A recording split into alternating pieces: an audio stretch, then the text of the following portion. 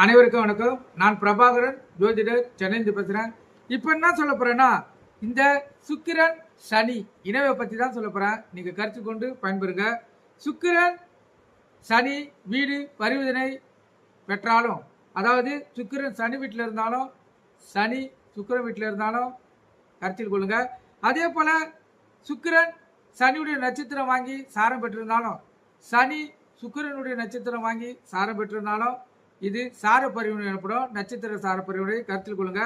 அதே போல சுக்கிரன் 7ஆம் பருவாக சனியை பார்த்தாலும், சனி பகவான் 7ஆம் பருவாக சுக்கிரனை பார்த்தாலும் அவங்களுக்கு இணைவு ஏற்படும். கருத்தில் கொள்ளுங்க. அதே போல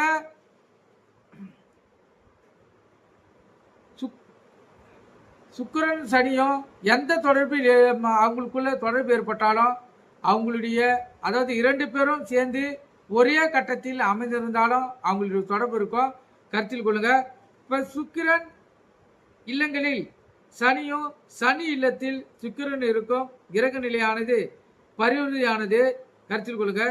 மிக சிறப்பான பலனை அந்த ஜாதகருக்கு தருவாங்க. இவர்கள் வாழ்க்கையில் உயர்ந்த நிலையை அடைவார்கள். கலைத்துறை, சங்கீதத்துறை, நாட்டியத்துறை, நடிப்புத்துறை போன்றவர்கள் சிறப்பு தரும். இவங்களை பொறுத்த மட்டும் வாழ்க்கையில் உயர்ந்த நிலையை அடைந்து விடுவார்கள். அதிகமான வருமானத்தை பெறுவார்கள். கருத்தில் கொள்ளுங்க.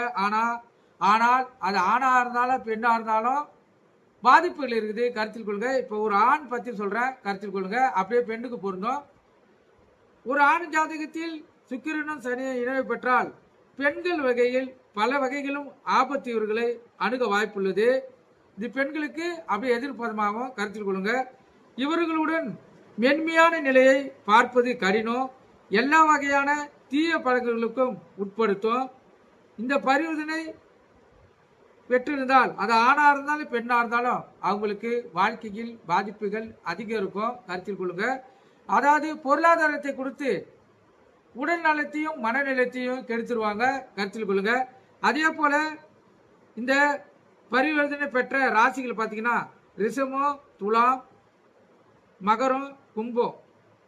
இது ராசியை விட லக்னத்துக்கு சிறப்பாக பொருந்தும். கருத்தில் கொள்ளுங்க.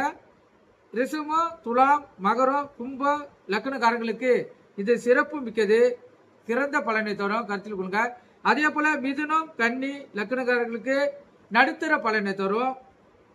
இதர லக்னக்காரர்களுக்கு இந்த பரிவர்த்தனை மிக மோசமான பலனை தரும். கருத்தில் கொள்ளுங்க.